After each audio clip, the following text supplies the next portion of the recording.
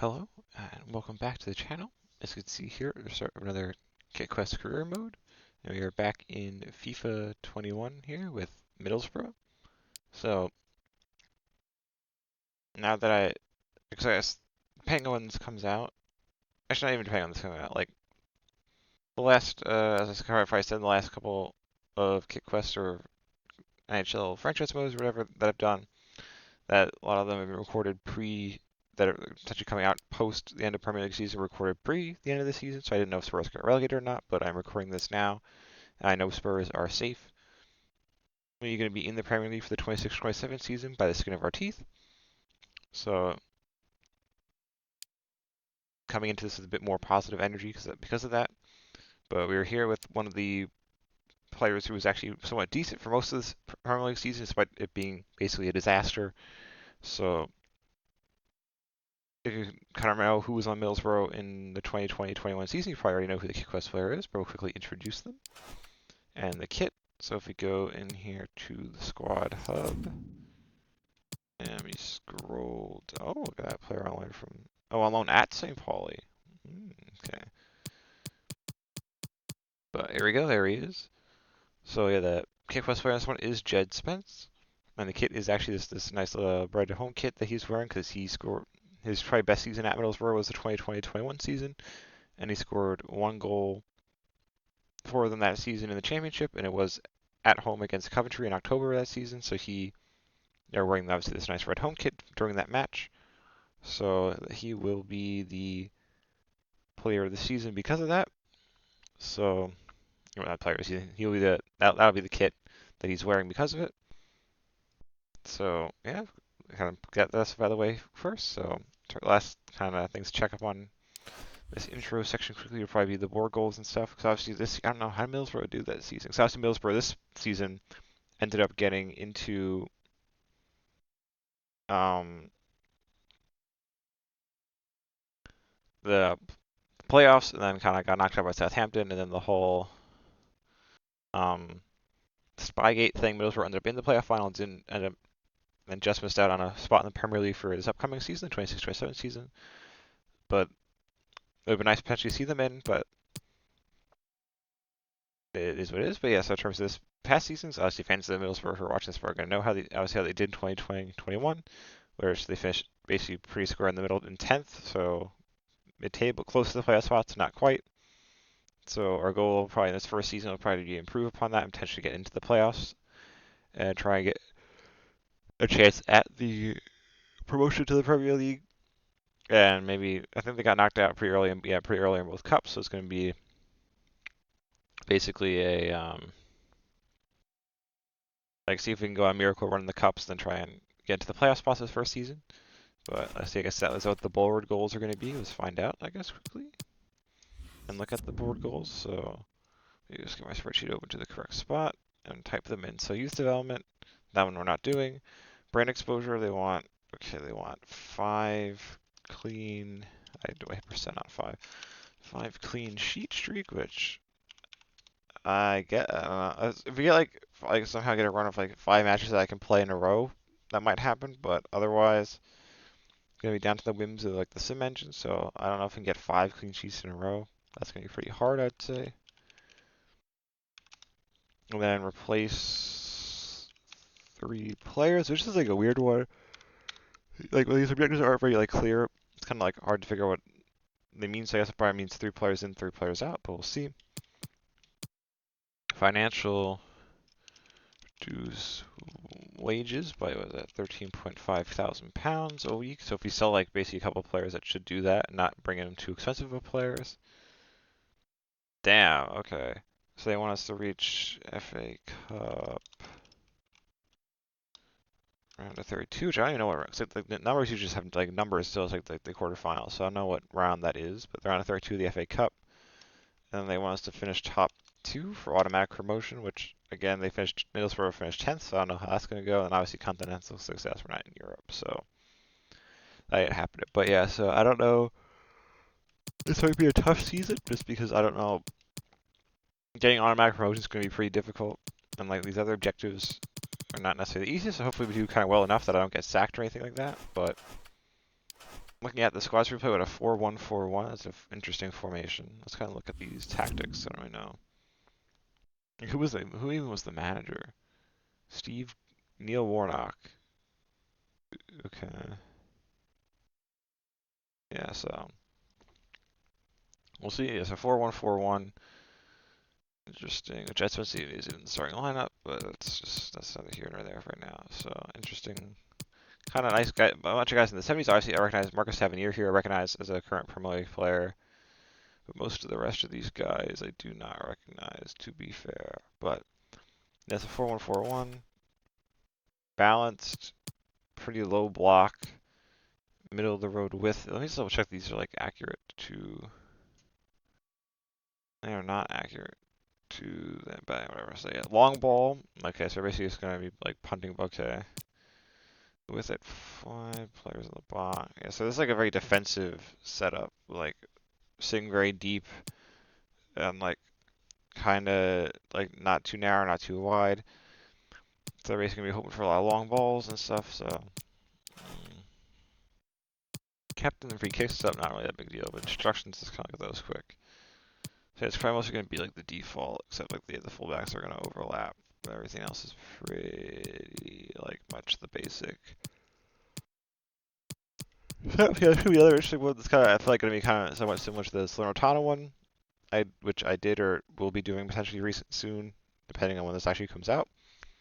But we just want to kind of sit back and counter teams. Kind of seems like we're going with here, but yeah, so we'll see if we can kind of get into the play. My goal is the playoff spots, and then maybe like a run like the Carabao or something like that. But you guys will find out in a couple seconds how this first season ends up going.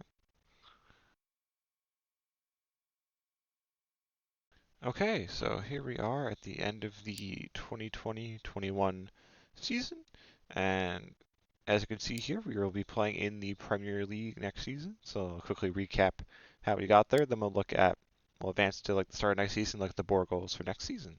So yeah, if you look at the standings here, you can see that we finished top of the championship with a very solid 113 points, 36 wins, 5 draws, 5 losses, 98 goals for. So we were far and away the best offense in the championship, which made up for a somewhat middling defense. I wouldn't say middling, but like obviously not as good as the teams 2 through 4 in the standings had a bit better defenses than we did, but our offense is just that good to finish with a 55 goal difference and beat out Watford to the championship title. So the footage of that will be in. I guess I'll probably include it like in between seasons? Question mark. I don't know. I'll figure that out. But yeah, the title race with Watford ended up being pretty close because Watford was in the lead for I feel like a pretty good portion of the season, and we were kind of like chasing behind them and couldn't really catch up. But then I think it kind of ended up turning in. So let's see, how did we do against Watford? Where's the first match? Because we beat. It's funny thing is we beat Watford away in match day 13, but they were I think at that point they were still ahead of us, like by a couple of matches worth of points, and couldn't catch up. And then eventually we played them again match week 28 at home and drew 1-1, which I think kept the gap at whatever it was at that point. And then after that point, after that like second match against Watford, we went on an unbeaten run in the league until we like celebrated the title in the second to last match day of the week at home. So I guess that like Watford must have dropped enough points in during that winning streak to basically fall behind by what is that 6 points. And we end up winning the title. Yeah, so we clinched it. Like I forget, like probably the third to last week or whatever. Yeah, I think the third to last week away to Bristol City. But then that was a away match. The next week, the second to last match at home against Huddersfield was the title celebration, which Djed Spence had an assist in that match. So he was able to kick off the party with a win. But it's an excellent season for us. So obviously Watford finishing in second will join us in the Premier League. And then the teams in the playoff to make up the third spot, which we'll find out which team made it in a couple of seconds, were Brentford, Bournemouth, Swansea, and Forest. So obviously all those teams except for Forest, not for Forest, except for Swansea, are currently in the Premier League. So it'll be very interesting to see which one actually kind of was able to climb out of that pile and make it into the Premier League for next season. So in terms of the other competitions, obviously the only things we were in were the 2 cups. So I guess we can look at those quick, talk about how we did, and look at obviously like the European competitions and stuff as well, just as a point of curiosity. But there you go here. Yeah, so the FA Cup. Obviously, based on this, Liverpool beat Spurs in the final. We didn't win. So how did we do? We get to go. We started out in round 3, which there we are. We got fellow championship side Stoke in round 3, and Middlesbrough lost that year to Brentford in round 3 of the cup. So I quick simmed the match, and we were still able to win 2-1 with 2 goals from Cabano. But then in round 4, we got matched up against the eventual cup champions Liverpool. So we basically had no chance unless like we got play, but that was like a 1 in 5 chance of that happening. The rest were all quick sim, which we got. So I put out my best side, hoping for the best, and we still got smashed 3-0. And then Liverpool went on to beat Spurs in the final. The other cup, as you can see here, also not a success. So again, this will definitely be going to the next season in the Premier League. But us winning the championship will be kind of a backup if like we end up not winning any other trophies. That'll end up counting at the end if we can't win anything else.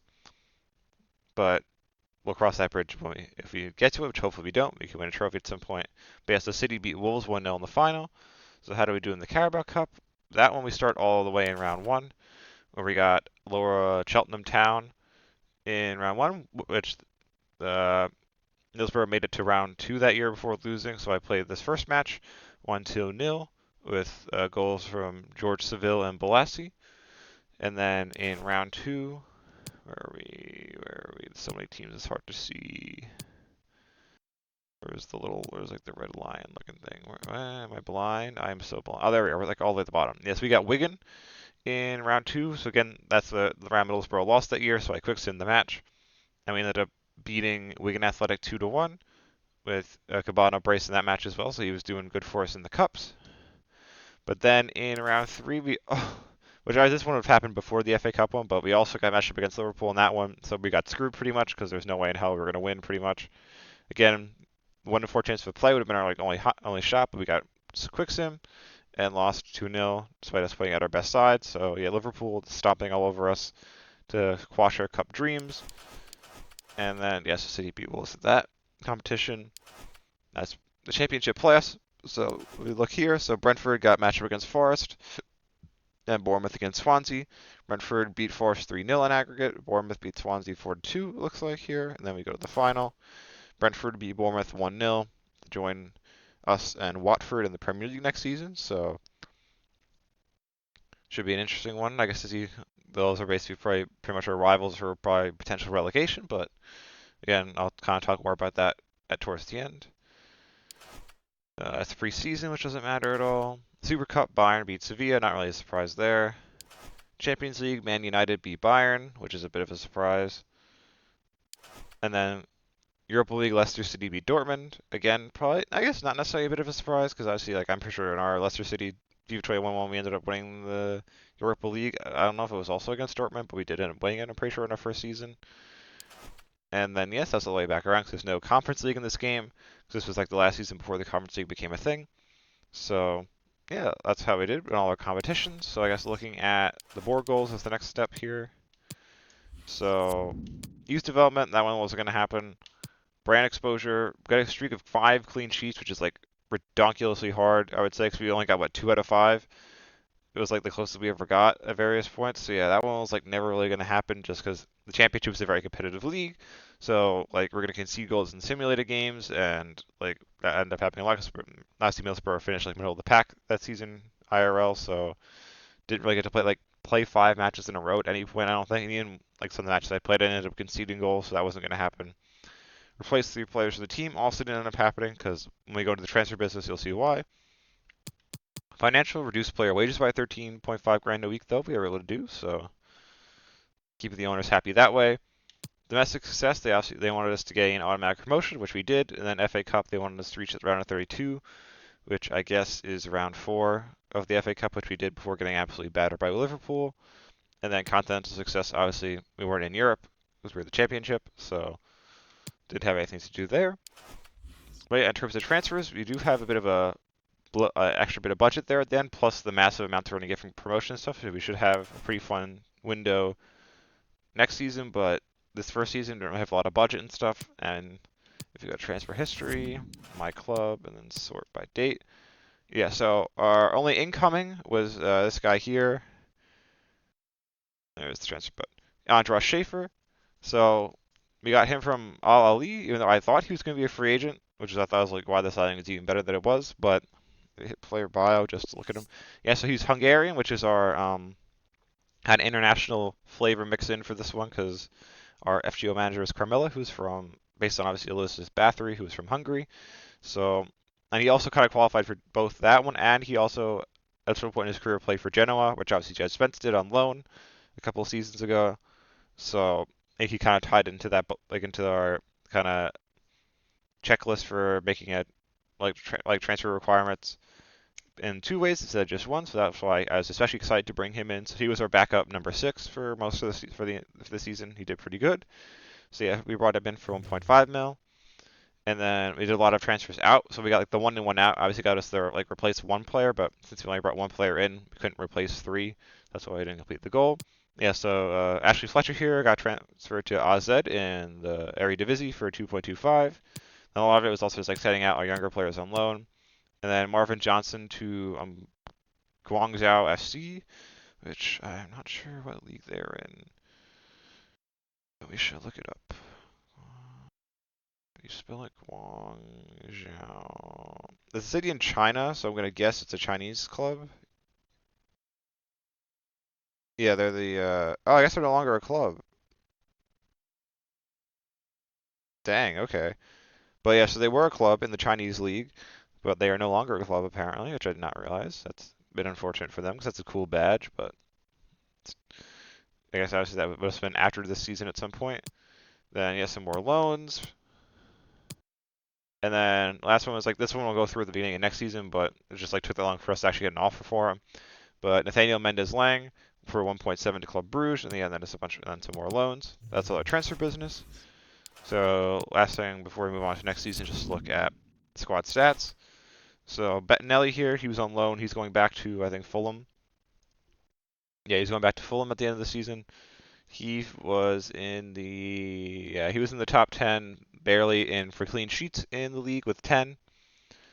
Jordan Archer here, so we ended up signing him to an extension because he was a Tottenham player once upon a time.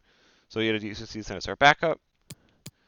These are our 2 left backs. I don't think either of them had anything in the stats wise. Yeah, no. Okay. Center backs. Right backs, there's Djed Spence. He was our backup right back for the entire season. Pretty solid one, I'd say. 1 goal, 3 assists, and 9 clean sheets is pretty good, I'd say. Then this guy here, he ended up playing as our other center back because we had the one guy kid out on loan. Then here's Schaefer, 1 goal, 4 assists in 31 matches in the league is pretty good, I would say, for a backup 6. Then Blasky here, he wasn't in any of the top 10 stuff, was he? No, it's just yeah. Okay, now I know who it is, but yeah. So he wasn't in the top 10. He's going back on loan, I think, back to Everton at the end of the season. Brown, good season from him on the wing. Howson was good. Seville though, he with 9 assists in the league, he was in the top 10 in assists. He was third. Bunch of youth players here. Basically, youth academy is empty because they all want to like get promoted by the end of the season, so they're all up here just in case we have like a still youth player objective next season. Where is everyone else at? Watmore was good. Marcus Tavernier, obviously, current Premier League player, so he should be very helpful for us. He finished second in assists with 10 in the league, which is really good. Cabano here is going back on loan. Also, I think he was also on loan from Fulham, if I'm not mistaken. Yeah, we had 2 guys on loan from Fulham, and he was one of them. He'll be going back there at the end of the season, but he was really good for us. He finished in 4th in goals with 18 in the league. Not in the top 10 assists though, but he was very good for us. Primarily playing as like one of our number 8s. There are 2 strikers. Oh god, I'm so apologize if I put this name because I don't want to say like Azom Bolonga. He had 14 goals, which was not in the top 10, and he wasn't. He was number 1 assist though with 11 in 35 matches in the league, so he was very good at kind of holding off the ball and playing it into our 2 kind of wide midfielders and stuff. So he was very good for that. And then Chuba Akpom, Was our primary striker. He had 17 goals in the league, which was 1, 2, 3, 4, tied for 5th. So he was very good for us as well, and he had a decent amount of assists also, but pretty good season from everyone all around, I'd say, especially because we got promoted so easily. But yeah, we're going to advance to the next season here and look at our board goals for our first season in the Prem, and then I will kind of talk about potential strategies and stuff, trying to keep us up, obviously, because that's going to be our primary goal, I would think, is to not get immediately relegated back to the championship.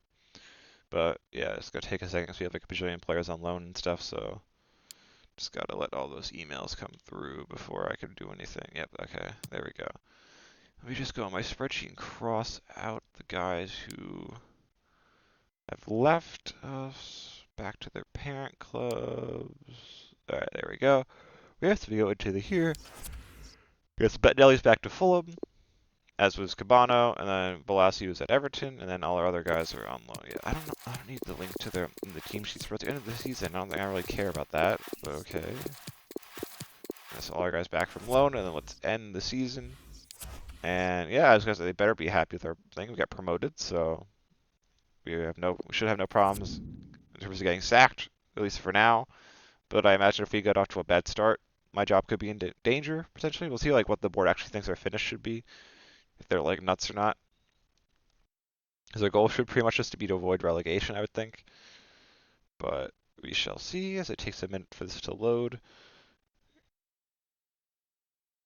But yeah, I guess while it's loading. So my strategy basically, because like usually with what I do with recruitment, especially when we're playing as like smaller clubs, is I only like sell the players whose contracts are expiring at the end of the season, and then replace them with like new players if like need be. But because you just got promoted from the championship to the Premier League, I'm basically going to go through the entire squad now instead of like when their contracts are expiring, and kind of go look at like whatever like the 3 sides that actually finished bottom that season IRL. Which I don't remember because I wasn't really watching soccer then. Who got relegated from the Premier League in 2020-21?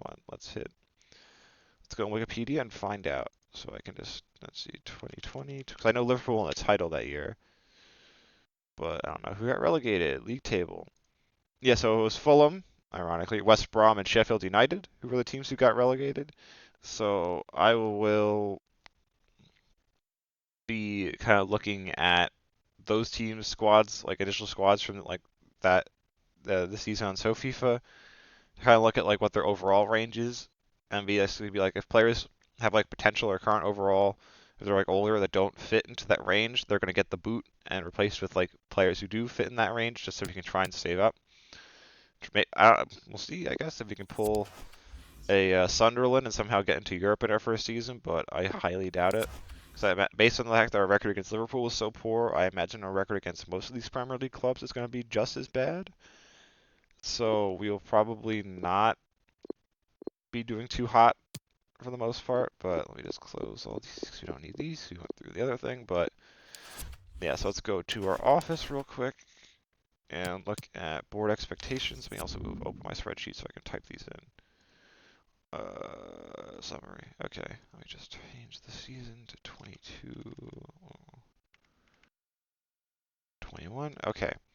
So youth development was at, oh, here we go. So they want the other, oh, so they got rid of that other one, so thank God. So these ones are both, should be fine. So they want 3 players under 20, which isn't a bad strategy anyway, just to bring in like younger guys with high potential and kind of let them grow into their roles over time, rather than buying like more ready-made mid players. So I don't mind that as a strategy. And then 4 kind of youth academy players, which I definitely need because youth academy has 0 players in it at the moment.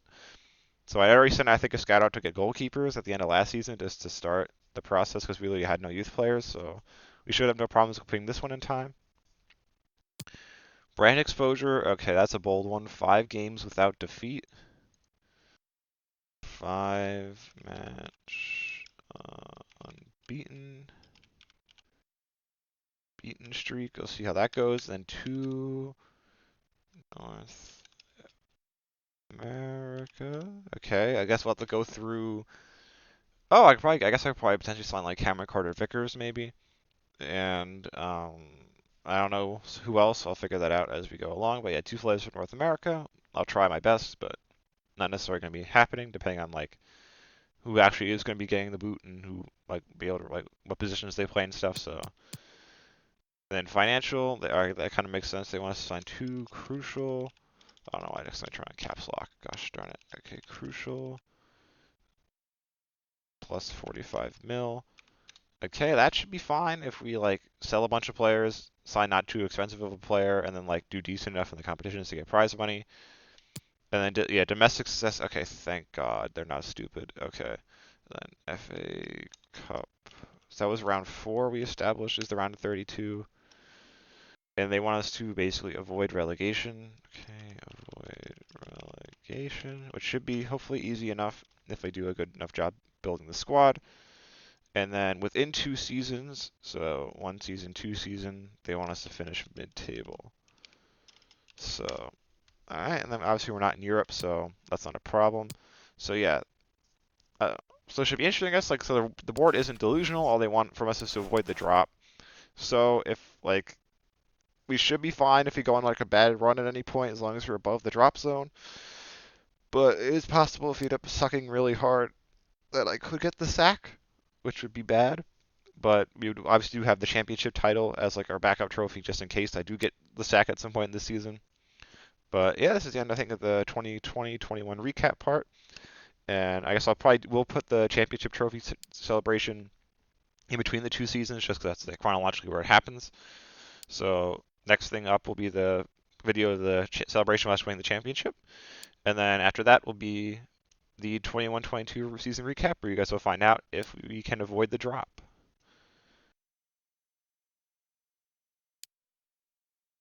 Really waiting for this moment where they can celebrate their considerable accomplishments this season. The trophy to be awarded any minute now. Well, there's no better place to receive the accolades coming to you than in front of your own fans. Giving something back, sharing the glory together. Absolutely fantastic.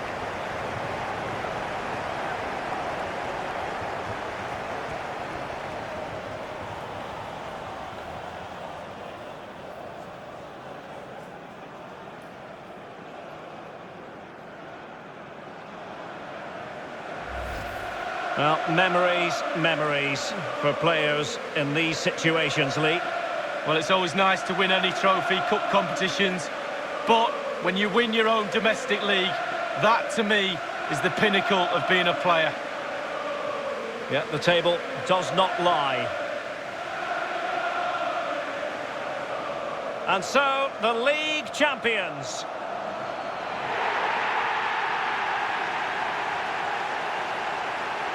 Yeah, brilliant. They deserve it. They really have been the best team this season.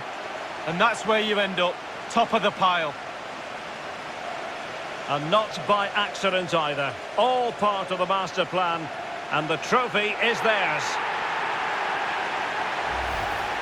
Well, this is the best moment for me, sharing things with the fans.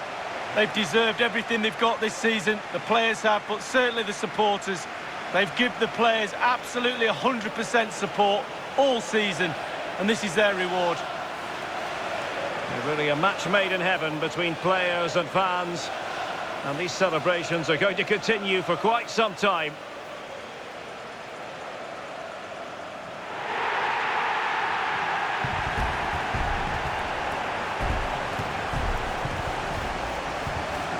Well, to win any league, Derek, you have to have consistency, you have to be dynamic, demanding of your teammates. They've been all that and more. Congratulations. Would certainly echo those sentiments, Lee. You are looking at the league champions. Okay, so here we are at the end of the 21-22 season, our first season in the Premier League of this Middlesbrough Kick West career mode. And as you can see, we were able to avoid relegation. So let's kind of get into how the season overall went. Yeah, so we ended up finishing 14th, which is pretty good, I'd say. It's like what I saw, 3-4 spots above the relegation zone. And we ended up finishing was at 13 points above the drop, so pretty solid overall. Yeah, so we were the only promoted teams. The other 2 promoted teams, if you remember from a little bit earlier in the episode, were Watford and Brentford. So of the 3 of us, we were the only one to survive. So the other team that was established that went down as Leeds, but yes, we finished 14th. There were some close areas, like there was many a point. I don't know if we were like outside of maybe the very beginning of the season. there were any points where we were actually ever in the drop zone, but I think we got 17th a couple of times, but like we were always, I think, decently like positioned in terms of points above that, like above the relegation zone, so ended up being a decently comfortable finish for us. But yeah, but I guess in terms of who won the title and stuff, we scroll up the table. Liverpool won the title by 2 points over Man City, which we basically indirectly, I guess, helped hand Liverpool the title because in our 2 league fixtures against Man City, we drew both of them 2-2. So if they had won, but like either of those fixtures, it potentially like would have been enough for them to win the title. Spurs, though, I'm pretty sure we lost them twice. Yeah, we lost the Spurs twice, and we should have also lost to Liverpool twice. Oh no, we drew Liverpool once, so that was one of the times, like they're one of their 13 draws. But then the second time we played them towards the end of the season, yeah, we lost. So we like basically had a bit of a role in the title race. Ended up basically helping Liverpool to win over Man City. Spurs, we did our best to help them essentially by losing twice, but it was enough. And then Everton rounds out the top 4 with a solid 10-point gap between them and the top 3 with 72 points. And then United finished in 5th with 71. In terms of the cups, so as you see, FA Cup, we didn't win that. Everton beat West Ham 2-0 in the final of that one. So how did that go? We started in round 3, where we got Peterborough. So I chucked our last 5 rolls in the randomizer against them. We got play. Went out and smashed them 5-0 with a bunch of goals from our new signings, Marcus Tavernier and then Sykes, which was one of the players he sent out on loan last season. Then in round 4, we got Man City, chucked it in the randomizer and got draw, which was what we got for like pretty much I think all our fixtures against Man City, we got draw, which is how we ended up basically finishing with basically 3 draws against them. So we drew 2 league fixtures, as I said, and then we drew this one all 2-2. That cup one, the 2 goals were from one of our summer signings, and then Chuba Akpom with the final equalizer to make it 2-2 to force a replay, which was at the Etihad, but we ended up winning that one 3-2 with a goal from one of our summer signings, Marcus Tavernier and the Chuba Akpom with the winner to send us into round 5, where we then got matched up against United and got Sim, and Quick Sim and got absolutely smashed 4-2 in that one, so that was the end of our FA Cup journey. But that should have been enough for the board, so that's good enough for me, I suppose. I would have obviously wanted to go further and try to win the trophy, but not much I could do there. Carabao Cup, also not a success. City beat Liverpool in the final. That one's out. Obviously a more traditional final. The FA Cup was a bit more interesting with Everton and West Ham making it. But we started in round 3 on that one because we were a Premier League side. No, it's not true. We started in round 2 because we weren't in Europe. That's right. So we started in round 2. We got fellow promoted side Watford. Got Quick Sim. Drew 2-2 after 90, and then lost on pens 4-3. So that was a pretty quick exit from the Carabao. And as we said, to recap, ESC beat Liverpool in the final of that one. So we can look at the European stuff. Super Cup, Leicester beat United. Champions League, Atletico beat Napoli, and then the Europa League, Arsenal beat Leicester. So that's all our various competitions. So obviously a decent enough league season that we finished like pretty safe above the drop, and then made a decent run of it. The FA Cup and the Carabao Cup was just a bit of a disaster. So definitely room to improve in all areas though, heading into next season. In terms of our board expectations, so youth development signed 3 players under 20. 2 of 3, one of those I think was like a disgruntled youth player who wanted to get promoted to the senior team. So that's one of them. One of the other ones was one of our actual signings. And then I kind of like kept in the somewhat of the spirit because it says younger than 20 years old, so it doesn't include 20-year-olds. But when we go into our transfer activity, you'll see that we did sign some 20-year-olds, which I would say in the spirit of what they want, kind of the goal is kind of sufficient, but doesn't actually count. And then signed 4 players in your youth academy. Didn't end up completing that one. We were short a defender. Couldn't end up signing. None of the players ended up signing were defenders, so that kind of sucks. But our thing is at 87, so you should be okay. Brand exposure could have through 5 games without defeat. It was very hard because you simulated a vast majority of these games because Middlesbrough's record against most of the sides in the Premier League at this point is very bad.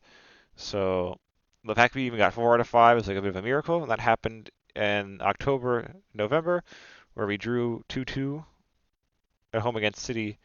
Match day 9, match day 10, we beat Newcastle 1-0. Match day 11, we drew Brentford 1-1. And then match day 12, we beat Watford 3-1. But on the other, like the other side of the those 4 matches was a 2-0 loss at the Tottenham Hotspur Stadium and a 2-1 loss at home against Southampton. So that was the closest we ever got, I think.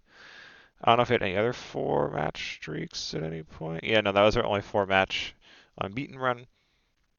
And then signed 2 players from North America. We did get 1, which we'll go into when we go to the transfer activity. So I tried to because there's a couple for one of the open spots on the roster. There was a ton of players I was kind of considering, and I ended up going with the one from North America because of this board objective. Even though it wasn't necessarily my favorite choice for it, but he kind of fit that board goal. So I was like, all right, I'll sign him. Even though I don't say if it was completely up to me, I wouldn't want to, but he helps fit the board goal, so that kind of makes it more interesting and spices it up a little. Then financial success, yes, I signed 2 crucial players, which I'll get into that, and then make a profit of 45 mil. We made the profit, which is good. And then domestic success, yes, avoid relegation. We finished 14th, obviously, which apparently also is what the game considers mid-table. So you complete the longer-term objective, which is finishing mid-table, which 14th, I guess, counts as that. In FA Cup, they wanted us to reach round of 32, which is round 4, which we ended up doing. We ended up making it to round 5, which is the round of 16. And continental success, obviously, we're not in Europe this season. We won't be next season, so don't have to worry about that one for a while. So in terms of transfer activity, if we go to transfer history, let's just peep the biggest ones. I don't know if any of ours are in there. I doubt it. Yeah, 1, 2, 3, 4, 5, 6, 7, 8, 9, 10. Yeah, ooh, so one of ours I think would have been close, but yeah, none of our signings made it into the top 10. But what were our signings if we sort them by date instead of value amount? So did a lot of outgoings, as I said kind of earlier, like at the end of the 2020-21 recap portion. I was going to go through the squad, and based on the overall of the teams that were actually got relegated in the 2020-21 season from the Premier League, go look at their FIFA pages, see what their team's overall score was, and then basically that would be kind of like our minimum requirement for a starting position, or a position really in general, because it's like our base to build off of. So if they were potential or or overall, basically their potential, I guess, was below that, they would get the boot no matter how many years left in their contract. And then everyone with 1 year left in their contract would be evaluated as per usual and then sold or retained based on that.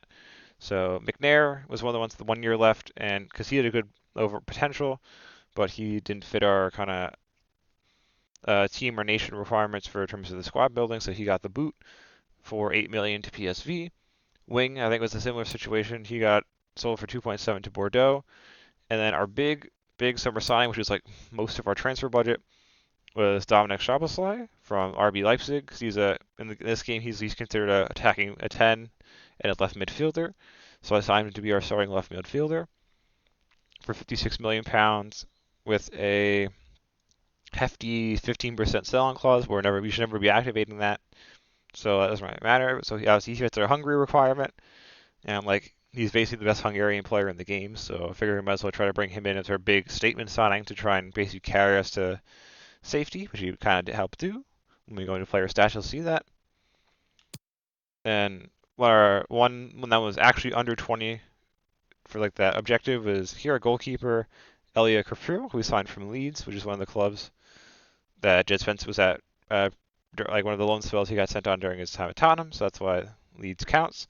So we brought him in for 1.35 mil with a 19% sell-on clause, which again we should never really be activating either. So he was pretty good for us in goal, rotating with Archer. He's obviously young, his overall isn't too good, but he rotated a lot with Archer and had a pretty good, obviously not really in the great scheme of things, great seasons. We were finished towards the bottom of the table, but he grew in overall and stuff, which is good. Then one of our other signings here was we needed a 6, and so I brought in Adam Nagy. The way the commentator pronounce it is weird, but I probably can't match. So I think it's Naj. I don't know. I apologize, sir, if I butchered your name. But yeah, so we brought him in from Bristol City. He's a Hungarian, which is why he kind of fits our requirements for 3 mil to be our starting, our 6th competition with our signing from last season, Schaefer. Then Morrissey, he was one of the ones whose overall / potential wasn't good enough, so he got sold to Santa Clara for 1.8. So the two of them were basically one for the other type deal. And then here is our one of the other one of our 20-year-old signing. So yeah, Szoboszlai was obviously 20 at the time we signed him, which is why I said he kind of fit in the spirit of the rule, kind of fit. Same thing with Brendan Aronson here, obviously, who's a Leeds player now, which is why he counts. So, and he's also the North American player we signed because he's from the U.S. men's national team. So we signed him for 6.6 mil from Salzburg to be one of our more attacking number 8 on the left-hand side of the midfield 3. I guess technically midfield 4, but the center part with the 6 and 2 8s. He's the left-handed 8. And he was pretty solid for us, but again, he was 20 at the time, so he kind of fit the spirit of that board goal as well. Then other sales, Seville here to Udinese for 2.25. Stojanovic for Chicago and in the MLS for 1.6. Watmore to Basel for 1.8. And then a couple of loans for a bunch of our youngsters there, and they mostly in the January window on short-term ones. But yes, that's all our transfer activity in and out. So that's where we have no budget left because that was a lot of transfer activity, and then I didn't even get to completely re-up and redo people's contracts. There was contracts that were honestly not as good because they were championship level, and we brought in new players who are making a lot more. So some of the players are still in their old contracts and quite mad, which is why our squad morale, I guess, is decent now because we stayed up and stuff, but it was pretty low for a lot of the season because players were mad about their contracts. But I'll continue to try and work on that. But to wrap up at least this part, so we'll obviously go to the next season with the board goals quick to wrap this section up entirely. Let's look at the squad, the stats. So yeah, so goalkeepers, Caprio, he had 5 clean sheets, which was at the tied with a bunch of dudes at the bottom of the top 10 for clean sheets. Number 1 in that category was Hugo Lloris of Spurs. Yes, him and Archer kind of basically 50-50 split pretty much in terms of the league fixtures. 2 left backs, our center backs. And here's Djed Spence. Yes, he played a lot.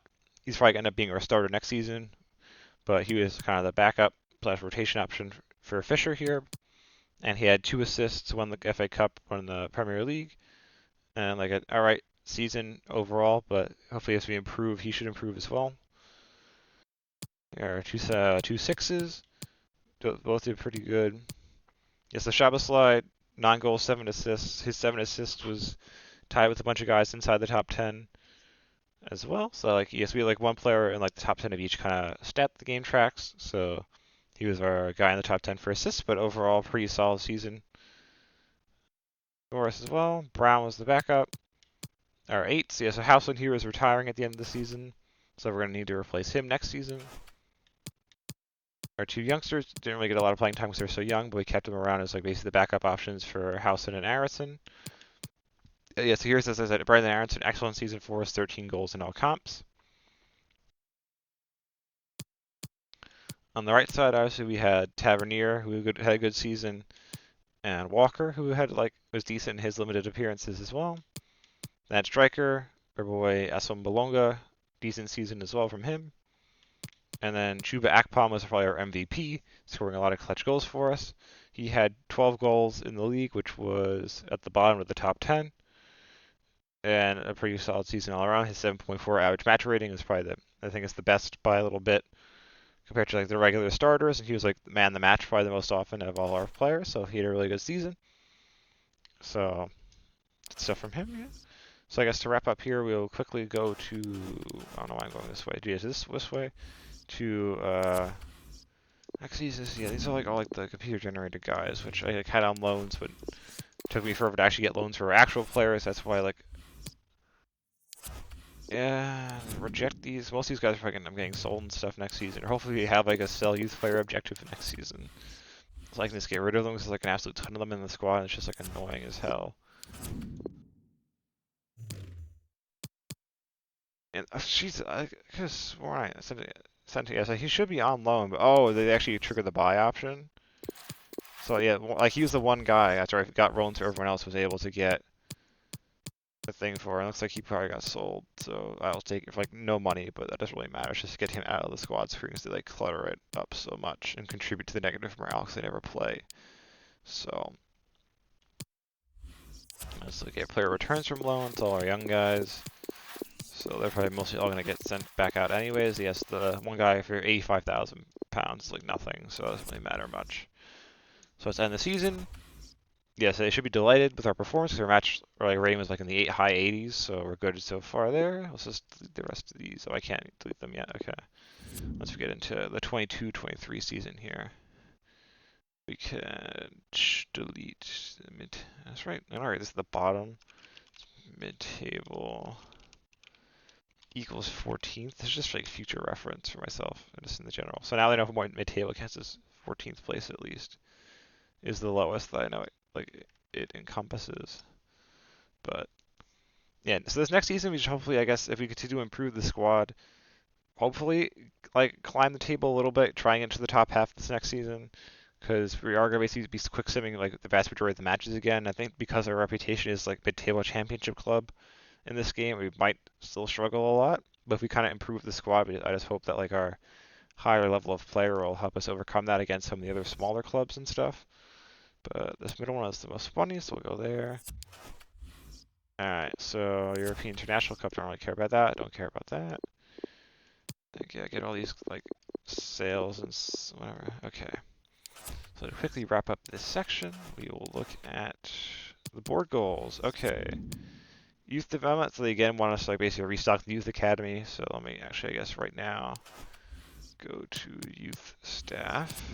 Let's see, do they have any Hungarian scouts? Nope, okay. So we're just gonna stick with our default guys. Set up a scouting network.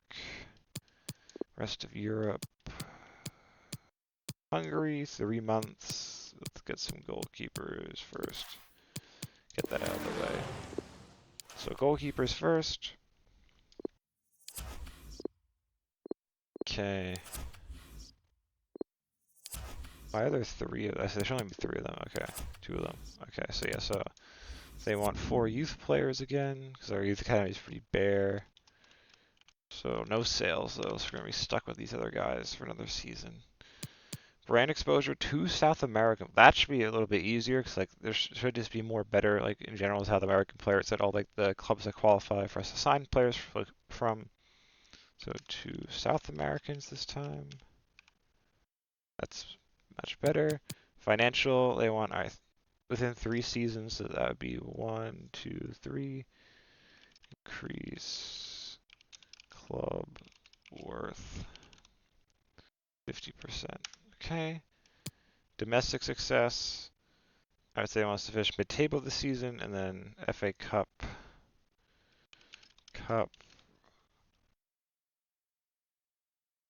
Round 4, which we've established is the round of 32. And then yes, mid-table we have that. And then within 2 seasons, finish in the Europa League spot, which is that's a hard ass. That's 5th. Okay, that's gonna be very hard to do because the Europa League spot is 5th. So oof, okay. And obviously nothing in continental success. So yeah. So this upcoming season, I guess our goal is to try and at least I guess break into the top half in preparation for trying to get into Europe the season after. And then, which I guess, hopefully if we go on a run and win these cups, that won't really matter at all. Fingers crossed, we can mark this one as success by winning the Carabao or the FA Cup. But again, we'll try to like refresh the squad again, I think, because we are kind of trying to build and like improve the squad, like outside of like obviously replacing the guy who retired and stuff. Probably look at our squad and get rid of the weakest player and replace him, even if his contract isn't expiring for a while, just to kind of slowly refresh things and get us to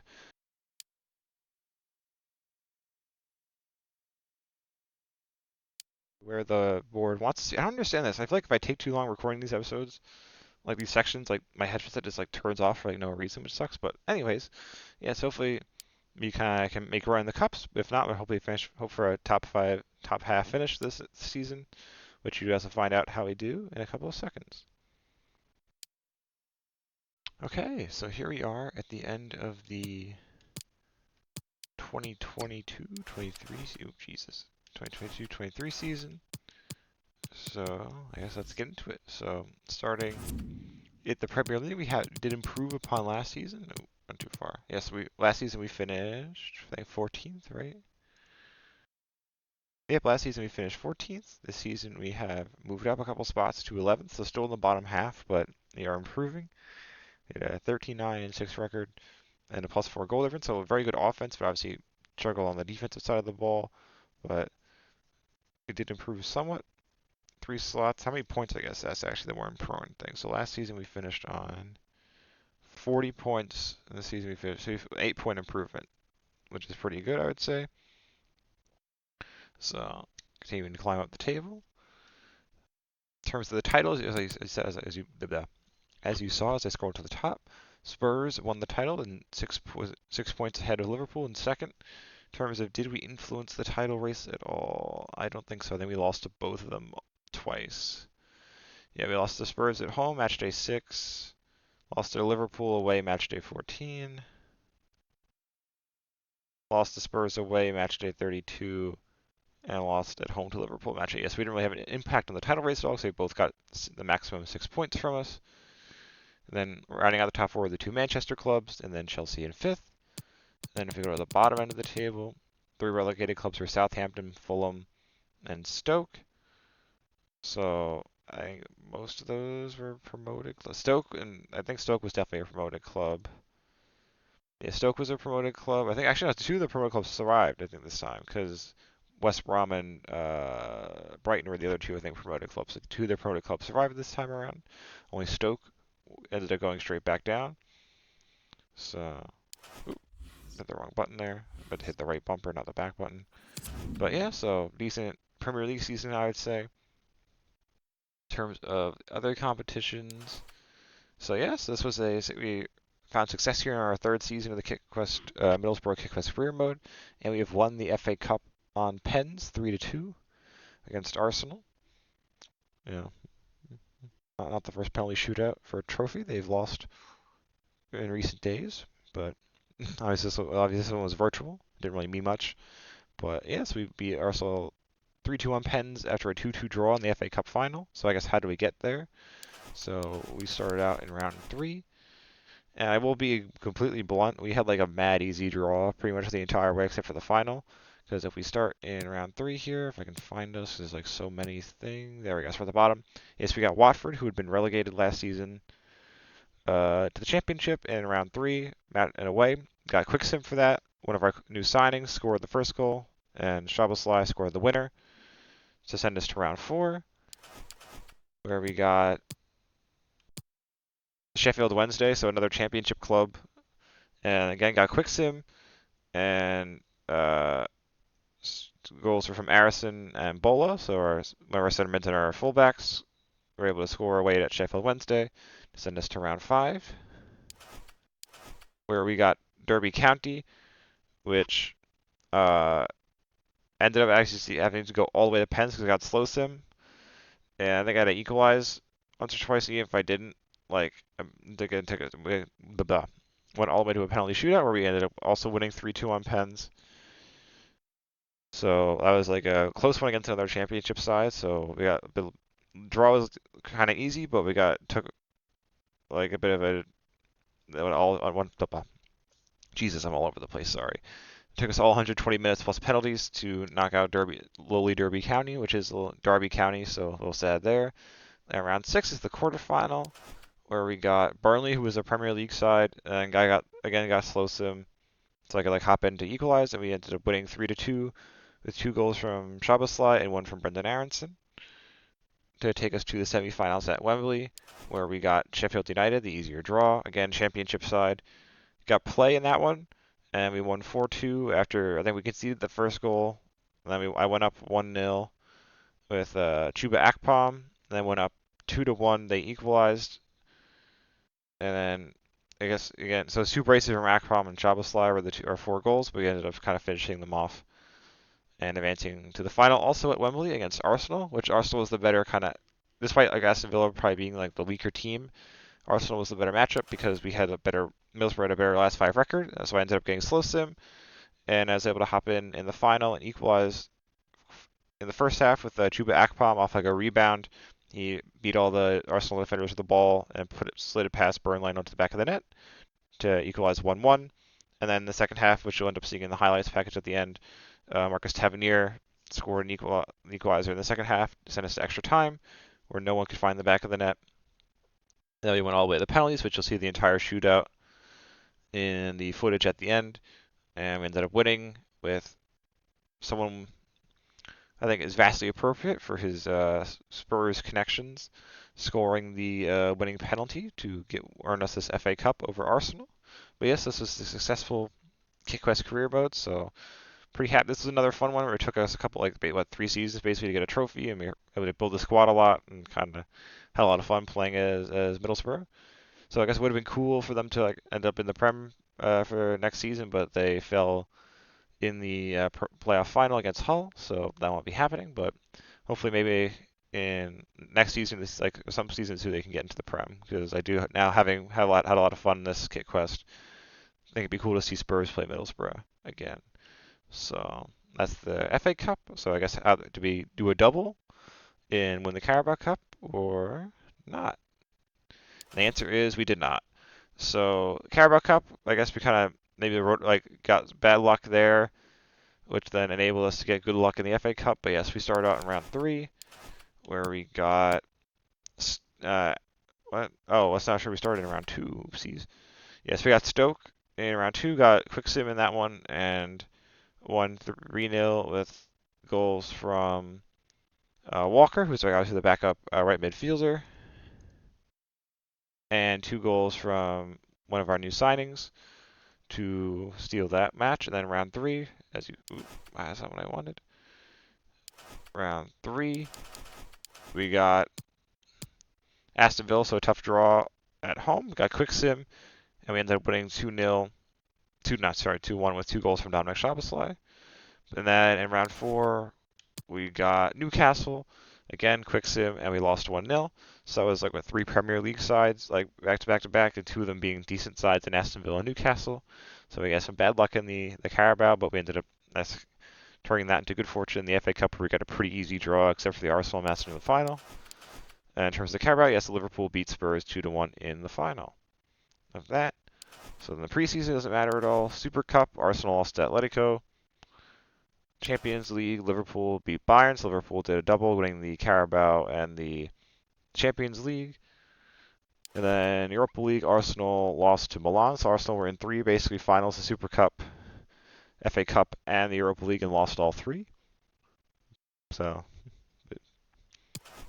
yeah, a bit funny there. But yes, that's how we did in terms of all the competitions. So this will be kind of the last little wrap-up section here. So in terms of the board goals, I'm guessing we did a decent job with it, because our thing's at 95.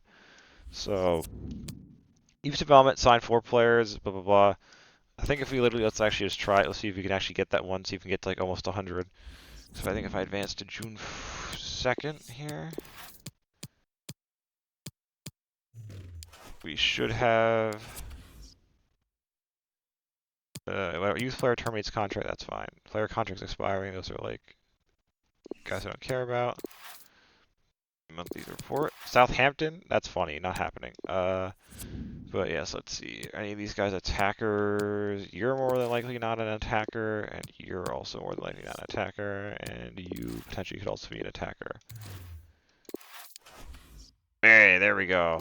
So we just got the 4 youth guys. So there we go. So we just completed that objective right in the middle of the recording. So yeah, we signed 1 goalkeeper, a defender, a midfielder, and a forward. Brand exposure, they want us to sign 2 players from South America, which I'll get into when we go over the transfers. Financial increase club worth by 50% within 3 seasons. We got done this first season. Domestic success, they want us to finish mid-table, which did, finishing 11th.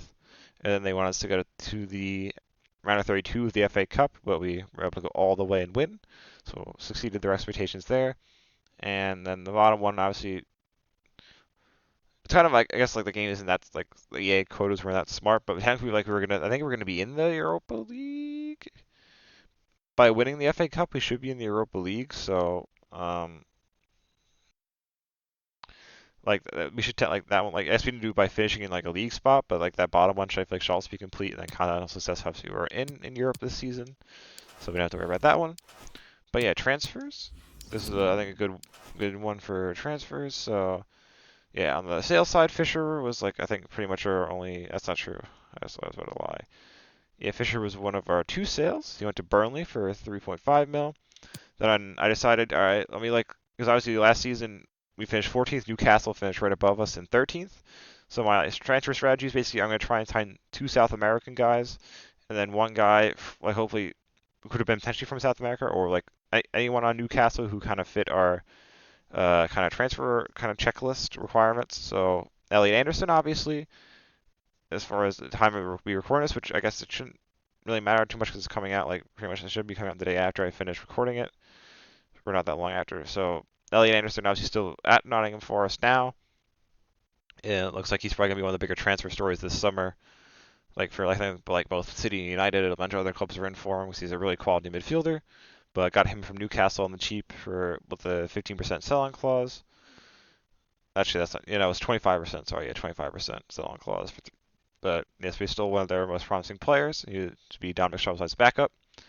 Then in terms of South Americans, yeah, the first one was Juan Foyth from Spurs to be our like starting center back alongside Fry, and they're kind of back two, back four technically, but yeah, but back two center backs.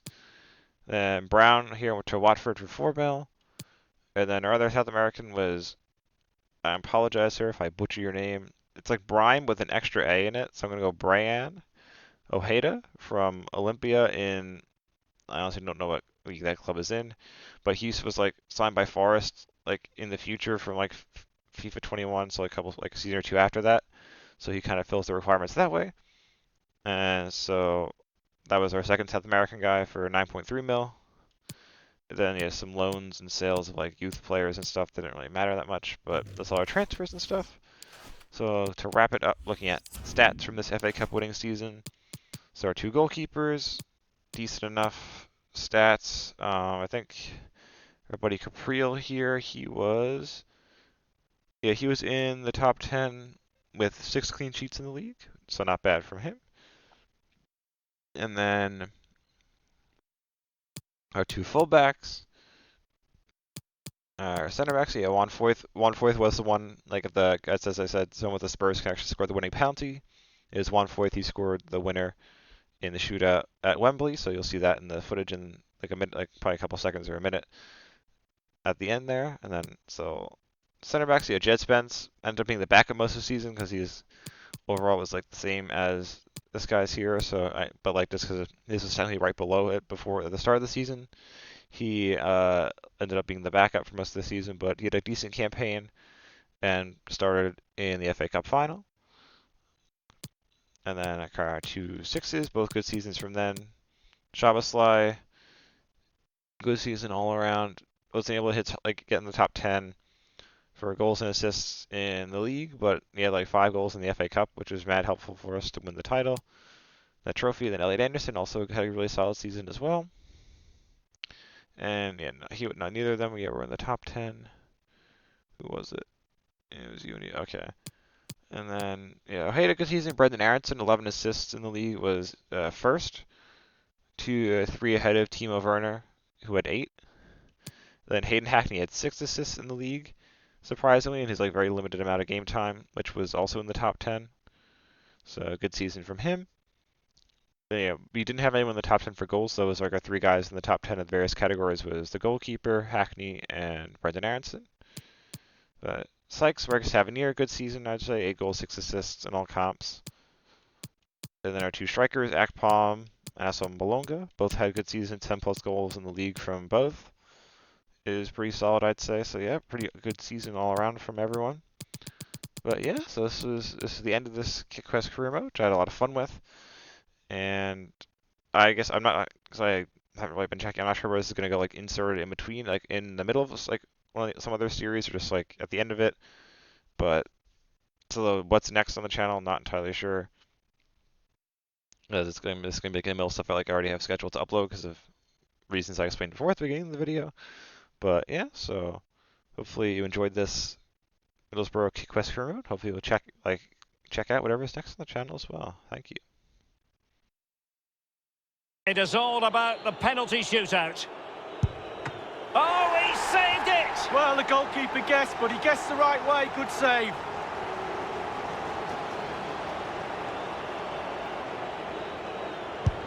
And it's gone in. Well, the sweet sound of the ball hitting the net.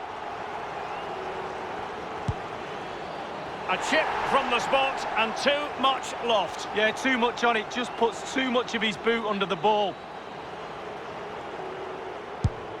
And he's denied them from the spot. Oh, it's lovely goalkeeping, really is. In it goes. Well, that's why players practice penalties in training.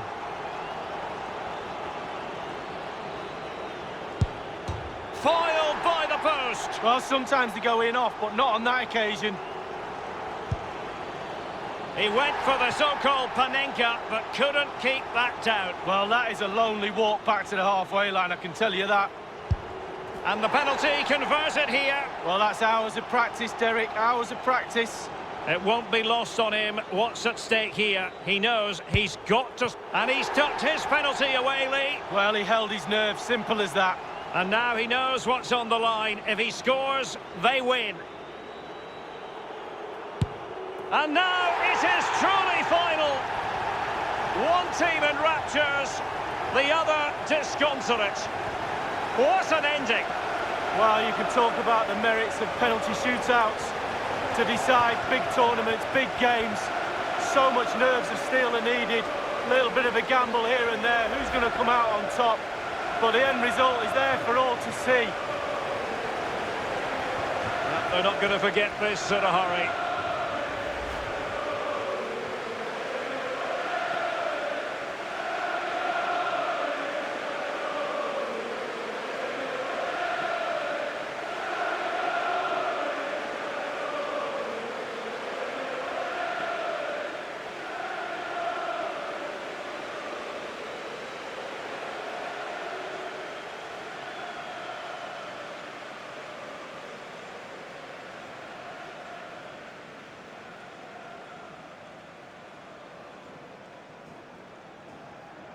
Well, it's these moments, Derek, when you get your hands on the silverware and that little medal that goes round your neck might seem small now, but you'll look back at that, show your grandkids. Absolutely superb memories these players will have of this game. It's a special moment in the career of any footballer. And now for the trophy lift itself. The cup winners. Yeah, it's been a long, old road to get to this point. They're going to celebrate now and certainly celebrate long into the night, I think. There's always the element of chance in a cup competition. But my goodness, they've taken the rough with the smooth. And now they savour the moment. And this is really special. Getting to celebrate in front of your own fans, Lee. Well, it's giving something back. These fans have travelled all over the place following their team. Now they get to join in the celebrations, go into the crowd and give them the cup. That's what I say. Well, then it might never find its way to the trophy cabinet, Lee.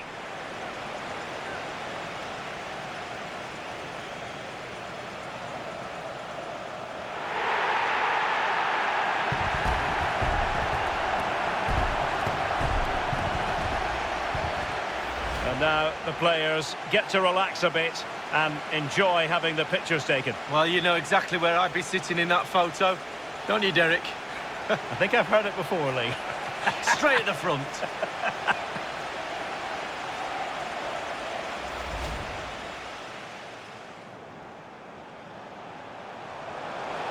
Oh, big opportunity.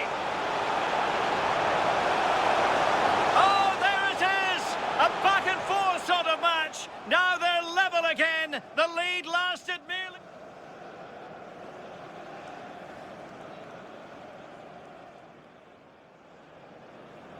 And now it is truly final. One team in raptures, the other disconsolate.